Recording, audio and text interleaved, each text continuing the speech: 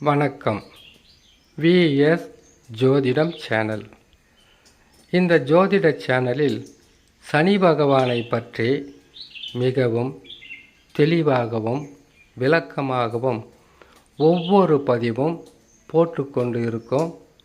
கேட்பவர்களுக்கும் பார்ப்பவர்களுக்கும் இது ஒரு சாதாரண பதிவாக எடுத்துக்கொள்ளாமல், சனி பகவான் வந்தால் என்னென்ன கெடு பலன்களை தருவார், அந்த கெடு பலன்களில் உங்களுக்கு என்ன நன்மைகள் நடக்கும், இது என்னையா அநியாயமாக இருக்குது, கெடு பலன்களில் போய் என்ன நன்மைகள் நடக்கும் என்ற கேள்வி வரும். ஒரு மனிதனுக்கு மிகப்பெரிய ஒரு பாடம் என்பது அனுபவ பாடம். அந்த அனுபவ பாடத்தை சிறிதும் தடையில்லாமல் கஷ்டங்களும் நஷ்டங்களும் துன்பங்களும் மான அவமான சம்பவங்களும் பொருள் இழப்புகளும் உறவு சிக்கல்களும் எண்ணற்ற துன்பங்களும் தருவதுதான் சனி பகவான். சனி பகவான் ஒரு ராசியை பிடித்து விடுகின்ற காலம் என்பது வாழ்க்கையில் மறுபிறவி எடுத்தது போல இருக்கும். ஒரு சிலருக்கு ஒரு மன விரக்தி இருக்கும். ஏங்க, ராகு கேதுக்களை சாயா கிரகம் நிழல் கிரகம்னு சொல்கிறாங்க. அது தப்பு. சனி பகவான் தாங்க நிழல் கிரகமாக இருந்து பின்னாடியே தொடர்ந்து பல வகையிலும் துன்பங்களை கொடுக்குறாருன்னு சொல்வதை நான் கேட்டிருக்கேன். உண்மைதான். சனி பகவான் எப்பொழுதும் உறங்குவதும் இல்லை, யாரையும் கவனிக்காமல் விடுவதும் இல்லை. சனி பகவான் என்பவர் ஒருவர் செய்கின்ற கர்ம பலன்களை கணக்கிட்டு கொண்டே இருப்பார். நல்லா கவனிங்க.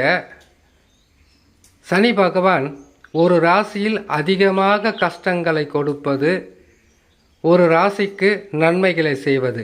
நன்மையை அனுபவிக்கிறவங்க அடுத்தது கஷ்டத்தை அனுபவிக்க போகிறாங்க, கஷ்டத்தை அனுபவிக்கிறவங்க அடுத்தது நன்மைகளை அனுபவிக்க போகிறாங்க.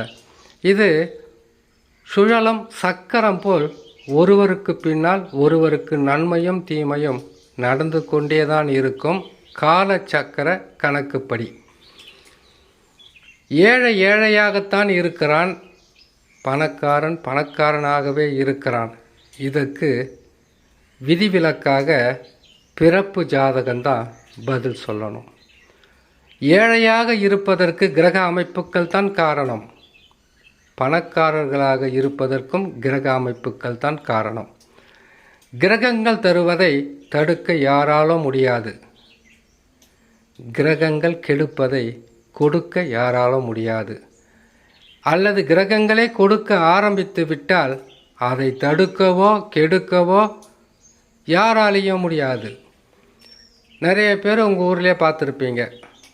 சாதாரணமாக இருந்த ஆளுப்பா, எவ்வளோ பெரிய வசதி வாய்ப்புகளோடு வந்துட்டாங்க, அதுக்கு எவ்வளவு உழைச்சிருப்பாங்கன்றது யாரும் சொல்ல மாட்டாங்க. சர்வசாதாரணமாகவே சொல்லிடுவாங்க அவங்களுக்கு என்ன அப்படின்வாங்க. அதுக்கு அவங்க பட்டப்பாடு, அவங்க அனுபவித்த கஷ்டங்களெல்லாம் யாருக்கும் தெரியாது. ஏழையாக இருப்பவர்களுக்கு பணக்கார மேலே ஆசை, பணக்காரர்களாக இருப்பவர்களுக்கு இன்னும் பணக்காரராக வேண்டும் என்கின்ற ஆசை. அப்படி இருக்கும்போது சனி பகவான் எந்தெந்த ராசிகளுக்கு கஷ்டங்களை கொடுப்பார், பரிகாரங்கள் செய்து காப்பாற்றி கொள்ள வேண்டிய ராசிகள் இது.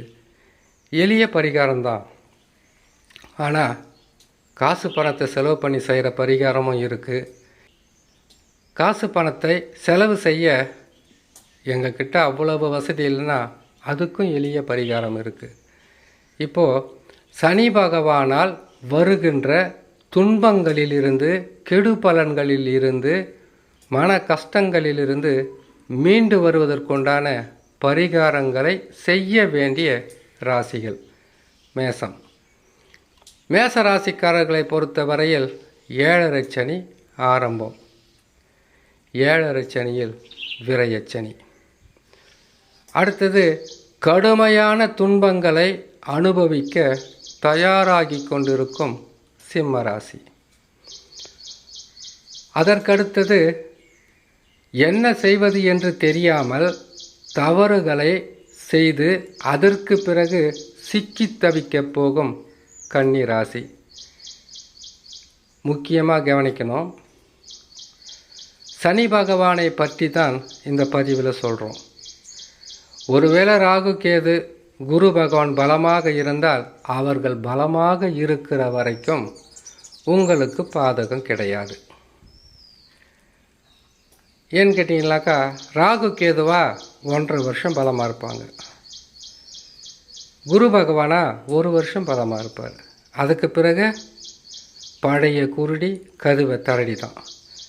எதுக்கு சனியை பார்த்து எல்லாமே பயப்படுறான்னு கேட்டிங்கனாக்கா, 2.5 வருஷம் குரு பகவான் 1 வருஷம் நல்லது செய்துட்டு போயிடுவார், மீதி 1.5 வருஷம் மாட்டிப்பாங்க. ராகு கேதுக்கள் 1.5 வருஷம் நல்லது செய்துட்டு போயிடுவார். அதுக்கப்புறம் மீதி 1 வருஷத்தில் அவர் என்ன செய்யணுமோ செய்து முடிச்சிடுவார். சனி பகவானுக்கு 2.5 வருஷம் கெட்டது செய்யணுமா, 2.5 வருஷம் அதே வேலையாக உக்காந்துக்கிட்டு இருக்கிறது இல்லைங்க செய்கிறதுக்கு. 3 மாதத்தில் எது எது செய்யணுமோ அது எல்லாமே செய்து முடிச்சிடுவார். அந்த 3 மாதத்தில் செய்கிற அந்த கெடு பலன்களிலிருந்து மீண்டு வருவதற்கு 30 வருஷம் வரைக்கும் போராடணும். தவறு செய்வது என்பது ஒரு நாள் தவறாதே செஞ்சுக்கிட்டு இருப்பாங்க, எப்பயோ ஒரு முறை செஞ்சுடுவாங்க. அதற்கு கர்ம வினை பயனாக அவர்கள் பல வகையிலும் கஷ்டங்களை அனுபவிப்பது தான் இந்த பதிவில் நாம் பார்த்து பரிகாரத்தை சொல்ல போகிறோம். அதனால் சனி பகவானை பார்த்து நாம் பயப்படுவதற்கும் பரிகாரங்கள் செய்வதற்கும் சில விதிமுறைகளை சொல்கிறோம். கன்னி ராசிக்காரர்களுக்கு கண்டக சனியாக வருகிறார். கண்டக சனி என்பது நீங்களாகவே முடிவு செய்து நீங்களாகவே சிந்தித்து செயல்பட்டு பல வகையான பிரச்சனைகளில் மாட்டிக்கொள்வதற்குண்டான வழி. அடுத்தது தனுசு. இப்போ தானே 7.5 சனி போச்சு.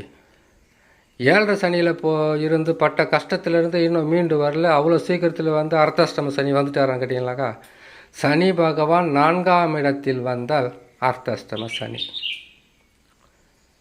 சனி பகவான் ராசிக்கு முன்னும் பின்னும் ராசியிலே இருக்கின்ற 7.5 ஆண்டு 7.5 சனி. சனி பகவான் 7ஆம் ராசிக்கு வந்தால் கண்டக சனி. சனி பகவான் 8ஆம் இடத்திற்கு வந்தால் அகப்பட்டவனுக்கு அஷ்டமத்தில் சனி. இப்போது தனுசு ராசிக்காரர்கள் கோபப்படாமல் ஆத்திரம் அடையாமல் பொறுமையாக கேளுங்க. இந்த பதிவாகப்பட்டது உங்களுக்கு வரக்கூடிய சிறு நஷ்டங்களோ கஷ்டங்களோ வராமல் தடுத்தால் அது ஒரு ஜோதிடரின் கடமையாகவும் அவர் தொழிலுக்கு செய்கின்ற மிகப்பெரிய ஒரு தொண்டாக இருக்கும். சரி, அர்த்தாஷ்டம சனியாக வரும் காலம் என்பது 4 வகையிலும் உங்களுக்கு பாதிப்பை கொடுக்கும். 4 வகைனா பொருளாதாரத்தில் வருமான குறைவு, பொருளாதார நெருக்கடிகள், குடும்பத்தில் சந்தோஷம் இல்லாத தன்மை, இது எல்லாமே ஒரே ஒருத்தருக்கே இருக்காது, ஒவ்வொருவருக்கும் ஒவ்வொரு பலனாக இருக்கும். உடல் நலத்தில் பாதிப்பு, உறவு சிக்கல், தாயாதி உறவு சிக்கல், இப்படியெல்லாம் வருது இல்லைங்களா, இப்படி இருக்கும். அடுத்தது கும்பராசி. கும்பராசிக்காரர்களுக்கு 7.5 சனியில் விரயச்சனி முடிஞ்சாச்சு, ஜென்ம சனியும் முடிஞ்சாச்சு. 2 கண்டங்களிலிருந்து மீண்டு வந்த உங்களுக்கு கடைசியாக இருப்பது தான் கழிவு சனி, பாதச்சனி, குடும்ப சனின்னு கூட சொல்லலாம். சரி, இதுலையாவது நல்லதை செய்வாரா? செய்வார். ஆனால் பெரிதளவு நன்மைன்னு சொல்ல முடியாது, நன்மைகள் ஓரளவுக்கு நடக்கும். இப்போது கும்பராசியில் இருப்பது அவிட்ட நட்சத்திரம் வச்சுக்கோங்க. முதலில் அவிட்ட நட்சத்திரத்திலிருந்து ஆரம்பிப்பார் நன்மைகளை செய்ய. அவிட்ட நட்சத்திரத்துக்கு பிறகு சதய நட்சத்திரத்திற்கு நன்மைகள் நடக்கும்.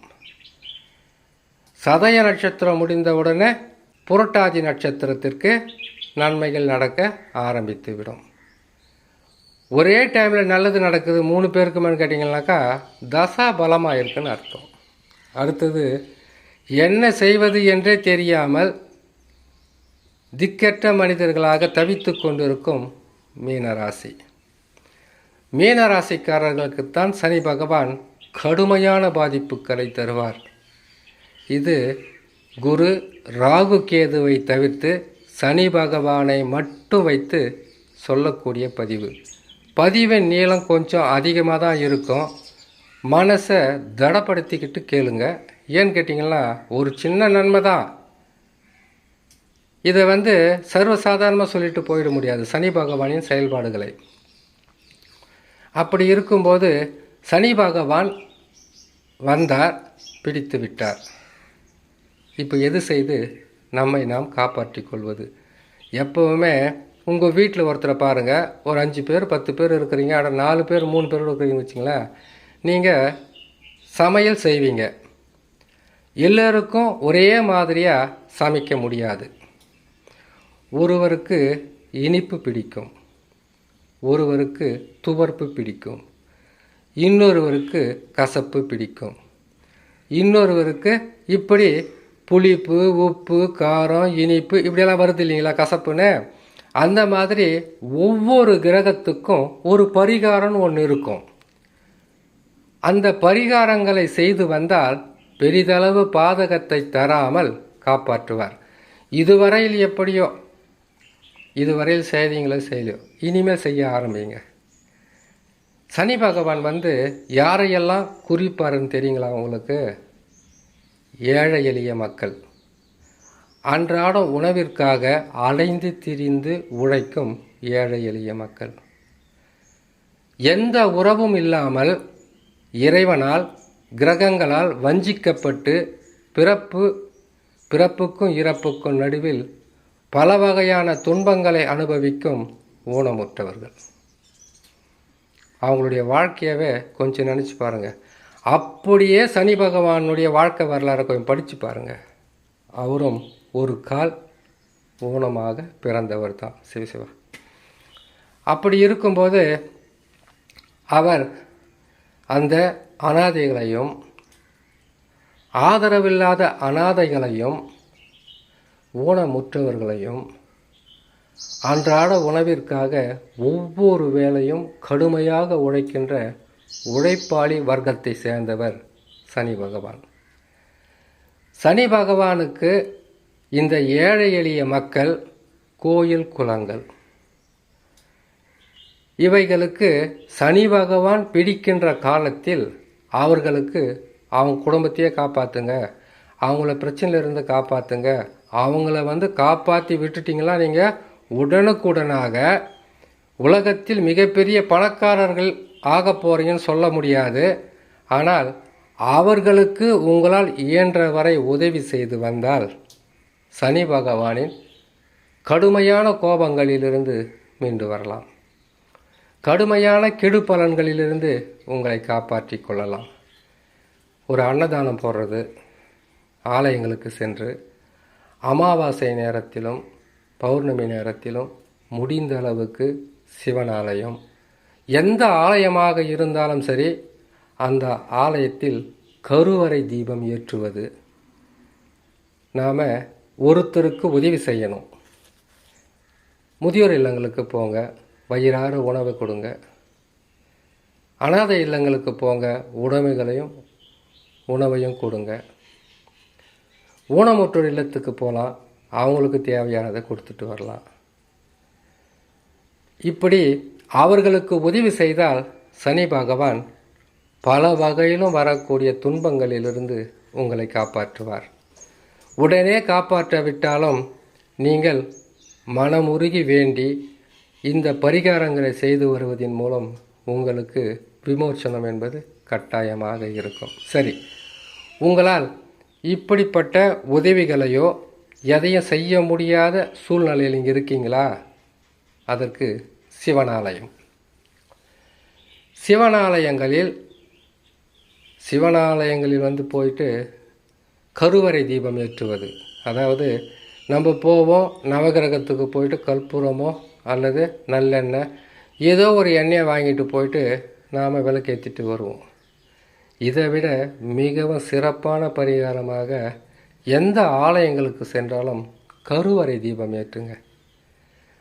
வசதி இருக்கா, நீங்கள் போகிற அன்னைக்கு அந்த கோயிலில் இருக்கிற எத்தனையோ பேர் இருப்பாங்க, முடிந்த அளவுக்கு அவர்களுக்கு ஒரு வேளை உணவாவது நீங்கள் கொடுத்துட்டு வாங்க. இதை செய்து வந்தால் உங்களுக்கு மிகப்பெரிய கெடு பலன்களும், தவறு செய்யாமல் சனி பகவான் தண்டனைகளை தருவதில்லை எந்த ராசிக்காரர்களுக்கும். இதற்கும் ஒரு காரணம் இருக்குது. தவறுகளை செய்ய வைப்பதும் சனி பகவான் தான். அந்த தவறுகளுக்கு தண்டனைகளை கொடுப்பதும் சனி பகவான் தான். உங்களுக்கு ஆசைகளை தூண்டிவிடுவதும், அந்த ஆசைகள் வழியாக பாவங்களை செய்ய வைப்பதும், பாவங்களை செய்த பிறகு அதற்கு தண்டனைகளை கொடுப்பதும் இந்த கிரகங்கள் தான். நான் தெரியாமல் செய்துட்டேன், நான் புரியாமல் செய்துட்டேன், பல வகையில் எனக்கு துன்பமாக இருக்குன்னு நினைக்காதீங்க.